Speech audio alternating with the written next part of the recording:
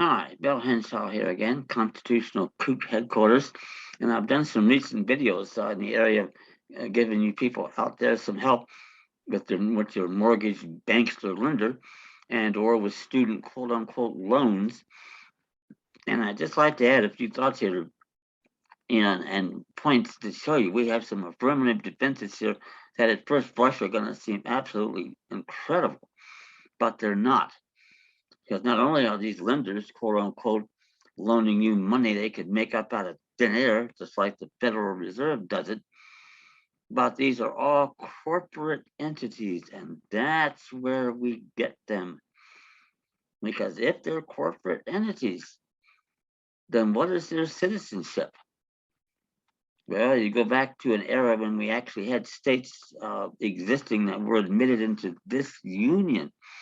The Supreme Court's ruled on a couple of different occasions, and maybe more, that corporate citizenship is derived from the state citizenship of those who incorporated it. One of the cases is called Bank of Bank of Augusta v. Earl, and another one is called United States v. Uh, the Bank of DeVoe. And they're interesting cases, and you study this, and you see that's where they get their citizenship from.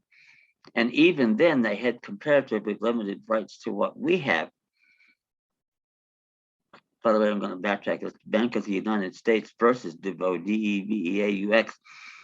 And you can send me an email, uwinnincourt@gmail.com. I'll be happy to send you copies of those cases and my modest and information on my modestly priced materials that you can get and go to work on problems like this. This also, by the way, would work very well with corporate landlords, quote unquote, notwithstanding the existence of a moratorium or not. Here again, you use undefined dollars that are not within the jurisdiction of a state judicial court. That's absence of subject matter jurisdiction. It's reversible even in their corrupt courts. They can't go there, the money issue. They can create it out of thin air, and somehow we can't. And think about this one. The ones that are doing this, especially the Federal Reserve, what are they? Agents of our agents in the de facto National Socialist government in my former hometown of Washington, D.C. We're principals here. We tell them what to do, not the other way around. If they have that power, not only do we have it, it seems like we wouldn't even need any enactment of Congress to do it. A much more interesting subject. I'll be followed up with a video on that. You're going to love this one. But my goodness, created out of thin air. Give me a break here. And that's what they're doing. And yet they don't have any consideration that would form part of a valid common law contract if we were in a state admitted into this union as a common law state, like they all were, except Louisiana up until 1860, when this union has been in a perpetual state of abeyance for 160 years. But at common law, you had to have consideration, something of value. If you didn't, case probably doesn't even get filed, and it gets dismissed on our first motion to, kick the case out. It just doesn't work that way. You can't lend nothing. Type if you stroke to the keyboard on there and put quote unquote money into your account, and then expect your victims to pay you back with 20 or 30 years worth of their property in the form of their time and labor. Not how it works.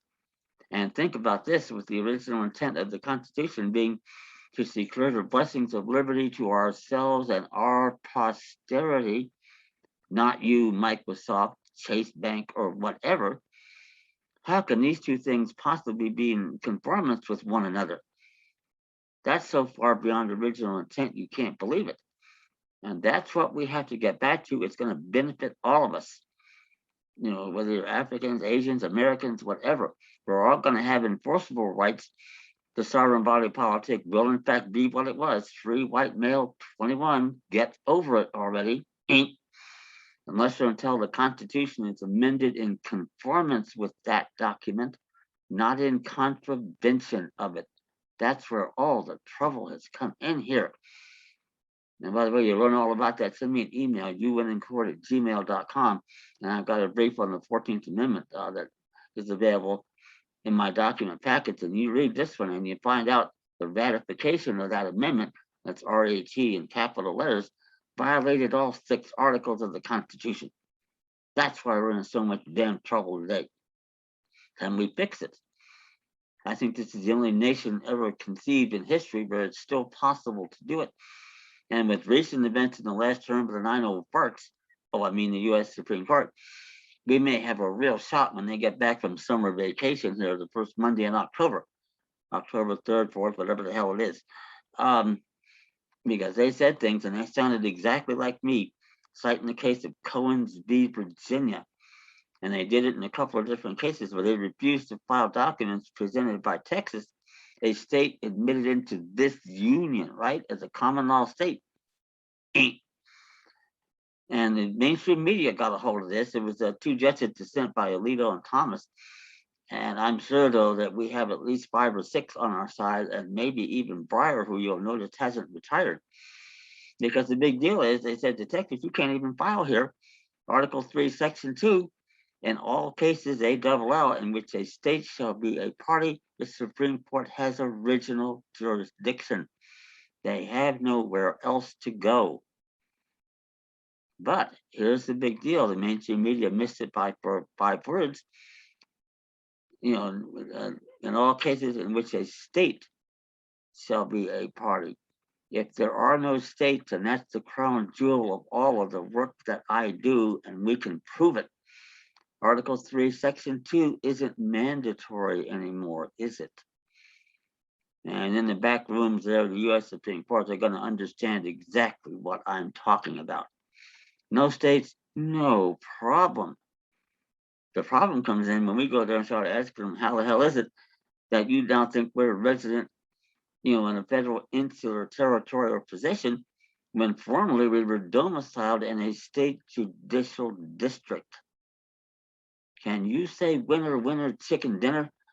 They can't possibly explain that, and they can't attribute it to the 14th Amendment. If they try to do that, but wow, think about this one. Where in the world are they going to show one iota of the consent of the governed to ratify an amendment that did all this that they didn't know anything about when they did it? See you later. There is hope out there, people, a lot of it. We'll see how it plays out in the upcoming term, with the 9 parts. But the good news is this is going to reverberate in these lower courts too. And you have issues like this and get away from this civil rights crap and this divide and conquer bullshit they've been doing for too long. That's when we get going. So that's it. Send me an email, youwinnincourt@gmail.com. I'll get you my materials. Meanwhile, subscribe, like the videos, get the word out. Thank you.